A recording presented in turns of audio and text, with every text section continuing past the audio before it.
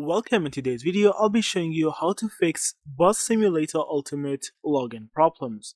So the first thing that can actually cause login problems in Bus Simulator is that you have Wi-Fi or connection issues. So the first thing you need to check is your network connection. You need to actually go to your Wi-Fi options and you can now change the Wi-Fi connection, try to turn on and turn off the Wi-Fi connection again, and see if that works with you. If that doesn't help you, you can try to change your network connection or see if you have any VPN connected in your device. Turn off any VPN and now you can try to log in into Bus Simulator. If none of these fixes actually help you, you can try to update the game.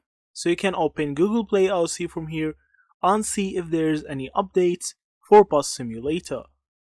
So if there's any updates from here, you can click on update and wait for it to finish. Also, you can open the game settings LC from here and go to storage and cache and try to clear the cache. So that's it. Thank you for watching and see you in the next videos.